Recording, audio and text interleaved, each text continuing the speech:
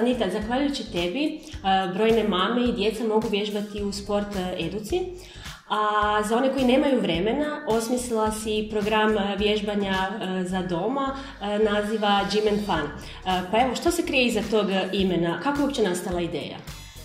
Pa kao i svaka mama, kad dobiješ zapravo klince, imaš sve manje i manje vremena i kako sam ja zapravo navikla se baviti nekakvom tjelesnom aktivnošću i čitav život ili trčim ili plivam i raznim sportovima zapravo se bavim.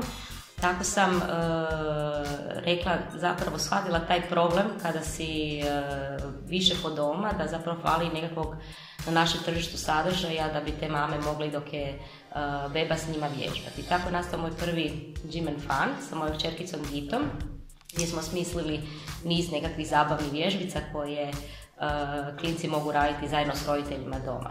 Mnoge žene rade do 5 sati, nekad i više.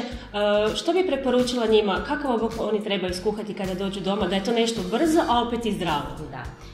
Opet ću se vratiti na to, planirajte. Znači, ja jedanput tjedno obavljam nabavku u smislu placa velikih nabavki za taj cijeli tjedan. I doslovce, dan, to je obično vikend, kod mene sve voće u frižideru oprano, znači doslovce samo za uzet, povrće očišćeno, složeno u posudice i nekakav vokić, nekakav nešto što vi možete instant napraviti, dakle pola sata, ali ako to nemate doma, vi morate prije toga ići u dućan, ako morate ići sve to obaviti da bi uopće kuhali, onda to izljudi čovjeka. Mislim, to vjerojatno žene ne stignu.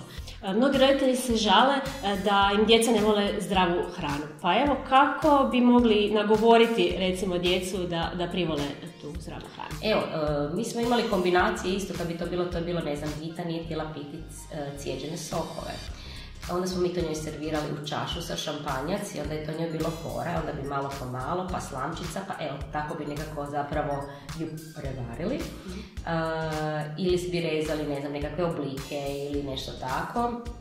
I u principu ja bi zakamuflirala malo tog povrća, neka jela koje oni vole, dok nisu, recimo, okuse te nekako prihvatili. Danas evo ne mogu reći da imamo nekakvih problema, naravno da bi svaka mama htjela da je to više i da djeca bi zdravije jedu. Ja točno znam što oni najviše vole, ali nekako došli smo do toga da ipak jedu zdravo.